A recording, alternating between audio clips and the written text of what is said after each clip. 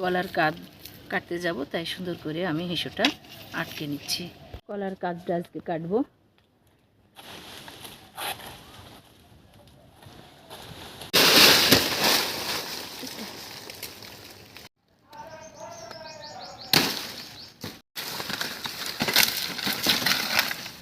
আমি মাছ দিয়ে কলার ঝোল করব, তাই এই যে আমি যে কাঁধটা কেটে নিয়ে আসলাম ওখান থেকেই কিছুটা কলা আমি নিয়ে নেব।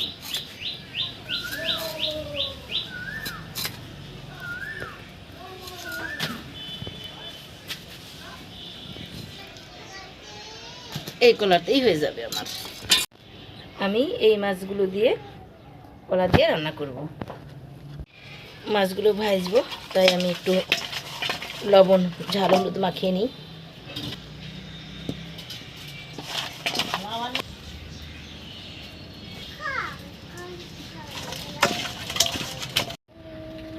আমি মাছ ভাজির জন্য তেল দিয়ে নিচ্ছি।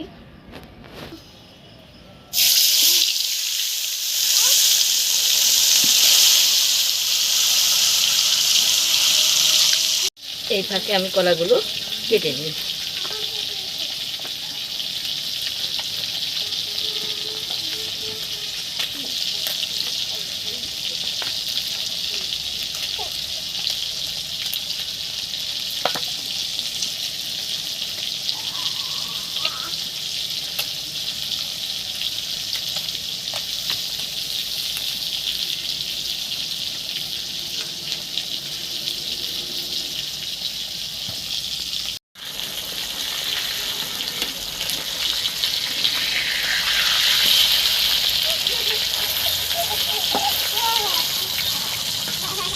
আমার কলাগুলো কাটা হয়ে গেছে। এতে সামান্য হলুদ দিয়ে এর আটাটা আমি ইয়ে করে নেব, আটাটা ধুয়ে নেব।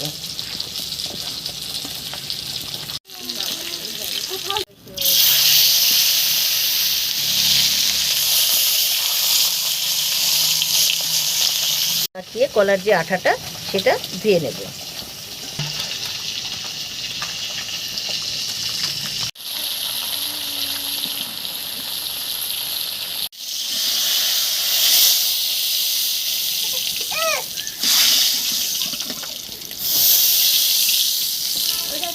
আমি পরিমাণ মতো তেল দিয়ে দিচ্ছি।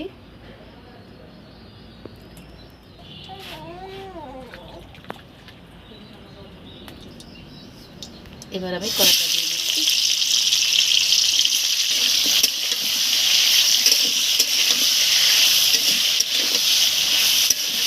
মতো লবণ দিয়ে দিলাম। আমি পিসা পেঁয়াজ আর রসুন দিয়ে দিলাম। কাঁচা ঝাল দিয়ে রান্না করব, তাই কাঁচা ঝালও আমি ছেড়ে দিয়েছিলাম। কলাতে কাঁচা ঝালই ভালো লাগে। জিরে বাটা দিয়ে দিলাম।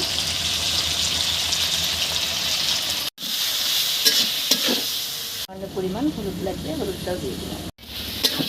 আমার কলা কষানো হয়ে গেছে। এবার আমি ঝোল দিয়ে দেব।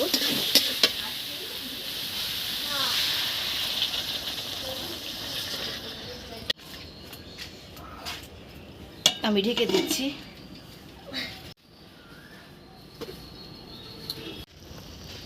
কলা কুটে গেছে। এবার আমি মাছগুলো একে একে দিয়ে দেব।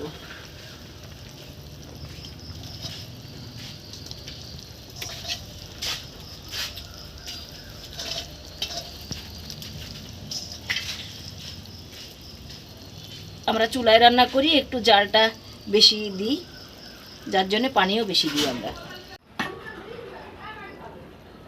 সিদ্ধ হওয়ার জন্য ঢেকে দিলাম।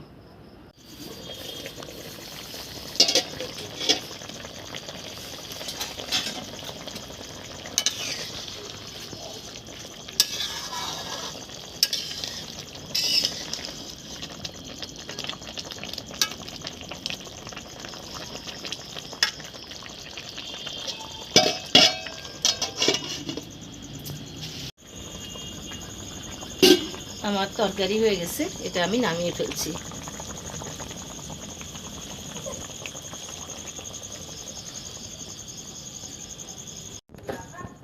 আমার কলা দিয়ে মাছ রান্না হয়ে গেছে, এটা আমি নামিয়ে ফেলেছি। এবার আমি সামান্য একটু চিনি বুকনি করে দেব।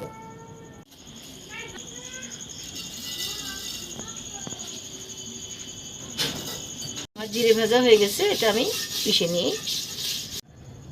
আমি জিরে গুঁড়োগুলো তরকারিতে ছিটিয়ে দিলাম।